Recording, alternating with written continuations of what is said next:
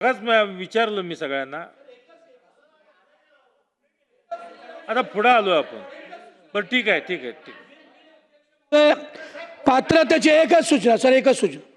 पात्रतेचे कडक व निकष.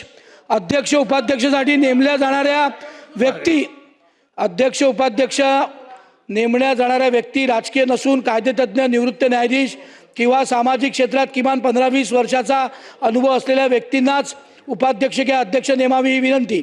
दिवाणी न्यायालयाचे अधिकार, सिव्हिल कोर्ट पॉवर्स केवळ पद न वाढवता या आयोगाला समन्स बजावण्याचे, प्रतिज्ञापत्राचे पुरावे घेण्याचे, सरकारी दप्तरातून कागदपत्र मागवण्याचे दिवाणी न्यायालयाचे पूर्ण अधिकार मिळतील याची तरतूद करावी. स्वतंत्र निधी व तपाससाठी यंत्रणा.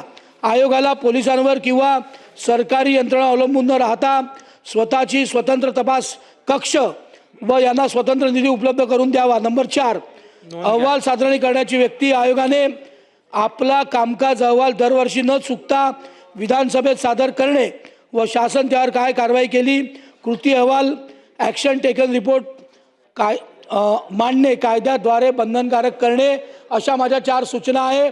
माननीय अध्यक्ष महोदय, आपल्या माध्यमातून मी सरकारला विनंती करतो. चला विधेयक संमत. मंत्री महोदय 3 विधेयक. अध्यक्ष महोदय, 2026 चे विधानसभा विधेयक क्रमांक 35 महाराष्ट्र राज्य अनुसूचित जमाती आयोग सुधारणा विधेयक 2026 सुधारणा स्वीकृत झाल्यास सुधारल्याप्रमाणे संमत करावे असा मी आपल्या अनुमतीने प्रस्ताव मांडतो. प्रस्ताव असा आहे की सन 2026 चे विधानसभा विधेयक क्रमांक 35 महाराष्ट्र राज्य अनुसूचित जमाती आयोग सुधारणा विधेयक 2026 संमत करावे. प्रश्न असा आहे की सन 2026 चे विधानसभा विधेयक क्रमांक 35 महाराष्ट्र राज्य अनुसूचित जमाती आयोग सुधारणा विधेयक 2026 संमत करावे. अनुकूल असतील त्यांनी होय म्हणावे, प्रतिकूल असतील त्यांनी नाही म्हणावे. होयचे बहुमत आहे, होयचे बहुमत आहे. विधेयक संमत झाले.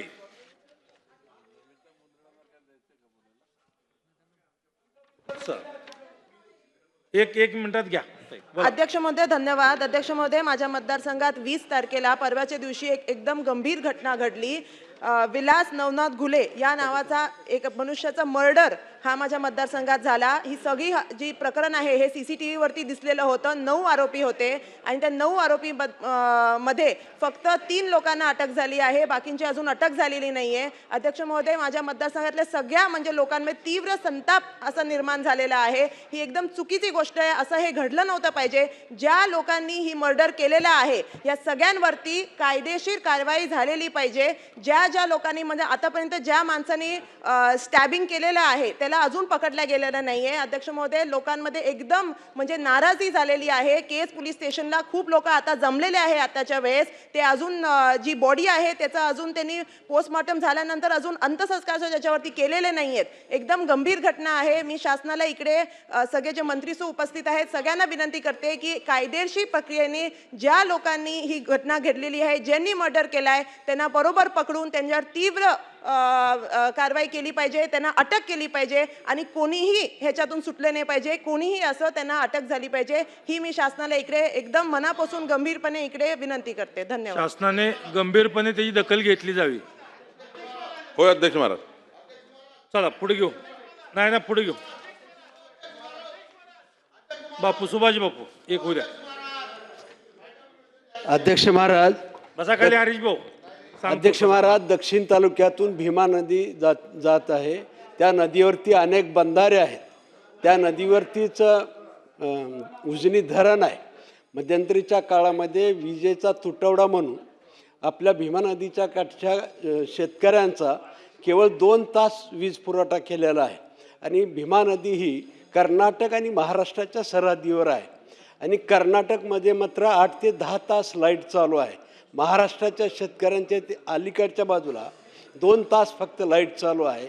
मला असं वाटतं सर्व ठिकाणी 6 ते 8 तास लाईट चालू आहे. फक्त भीमा नदी काठच्या शेतकऱ्यांचे हाल होत आहेत. मला असं वाटतं की अनेक शेतकऱ्यांना पाणी पुरवठ्याच्या योजनाही त्या ठिकाणी आहेत. शेतकऱ्याला शेतीला पाणी मिळत नाही, प्यायला पाणी मिळत नाही, जनावराला पाणी मिळत नाही. तर माझी शासनाला आपल्यामार्फत विनंती आहे, तात्काळ कर्नाटक जसं 8 ते 10 तास चालू आहे.